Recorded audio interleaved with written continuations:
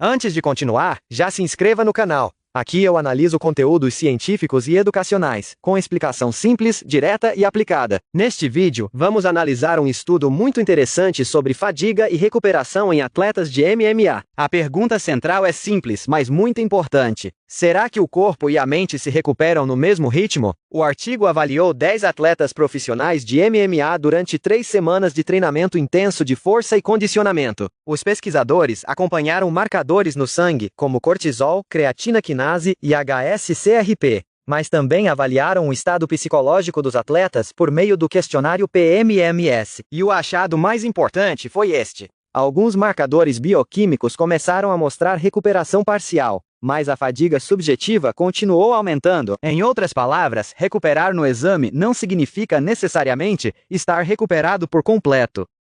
O MMA é uma modalidade extremamente complexa. O atleta precisa desenvolver força, resistência, potência, técnica de striking, grappling, wrestling, defesa, transições e ainda manter capacidade de tomada de decisão sob pressão. Isso significa que o corpo não lida apenas com uma carga física, ele lida com uma carga física, técnica, cognitiva e emocional. Neste estudo, os atletas realizaram treinos duplos, sessões de alta intensidade e atividades como circuito, musculação, técnicas, drills, sparring e wrestling. O ponto prático é que o MMA soma muitas demandas no mesmo ciclo de treinamento. E quando essas demandas se acumulam, o risco de fadiga excessiva e overtraining aumenta. Por isso, monitorar apenas se o atleta está treinando forte não é suficiente.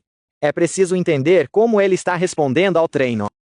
O estudo acompanhou os atletas durante 3 semanas. As avaliações foram feitas em 4 momentos. O primeiro momento foi o T0, antes do início do período de treinamento. Depois vieram as coletas após a primeira semana, chamadas de T1. Após a segunda semana, chamadas de T2. E após a terceira semana, chamadas de T3. Em cada ponto, os pesquisadores coletaram sangue e aplicaram o questionário POMS, que avalia estados de humor, como tensão, fadiga, confusão, raiva, depressão e vigor. Os exames sanguíneos incluíram marcadores hormonais, inflamatórios, metabólicos e musculares.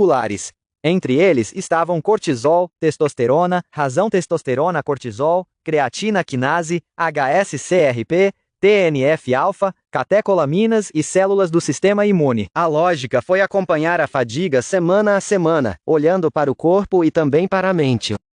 O protocolo de treinamento foi bastante exigente. Os atletas treinaram 6 dias por semana, com 1 dia de descanso. Foram 2 sessões por dia, uma pela manhã ou tarde e outra à noite, totalizando aproximadamente 18 horas semanais de treino. A semana incluía circuit training, weight training, technique drills, sparring e wrestling.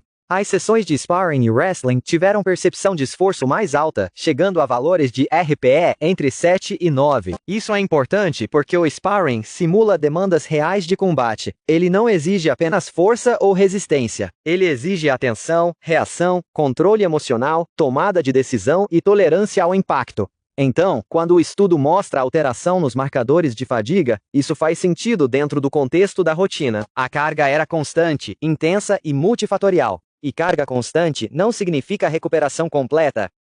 Os marcadores sanguíneos mostraram que o organismo sentiu o impacto do treinamento. O cortisol aumentou significativamente após a primeira semana, indicando uma resposta de estresse fisiológico. A HSCRP, que é um marcador inflamatório, também aumentou no início do período. A creatina quinase, conhecida como CK, subiu de forma persistente, indicando dano muscular e necessidade de reparo. Ao mesmo tempo, a testosterona permaneceu relativamente estável. Esse conjunto de respostas sugere que o corpo estava lidando com um período de alta demanda. O mais interessante é que alguns marcadores começaram a estabilizar ou reduzir depois, sugerindo uma adaptação parcial. Mas isso não significa que o atleta estava completamente recuperado. O exame de sangue mostrava uma parte da história. A outra parte aparecia na percepção subjetiva.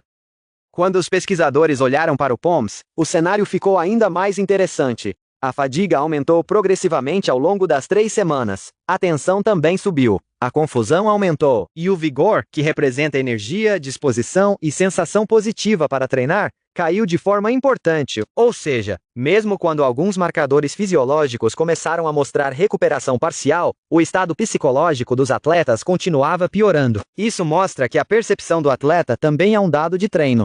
o atleta pode estar com alguns exames mais controlados e ainda assim continuar mentalmente cansado, menos disposto e mais vulnerável à queda de rendimento. Para treinadores, preparadores físicos e profissionais da saúde, essa mensagem é muito importante. Não basta perguntar apenas quanto o atleta treinou, é preciso perguntar como ele está se sentindo e acompanhar isso com método. Este é o ponto central do artigo. Recuperação fisiológica não é igual à recuperação psicológica.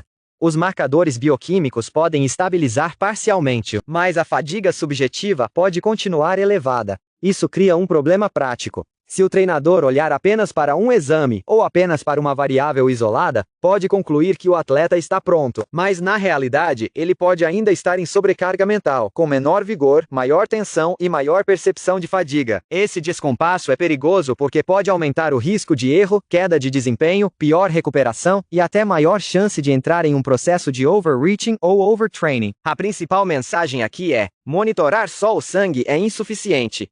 O atleta pode parecer recuperado, mas ainda não estar pronto.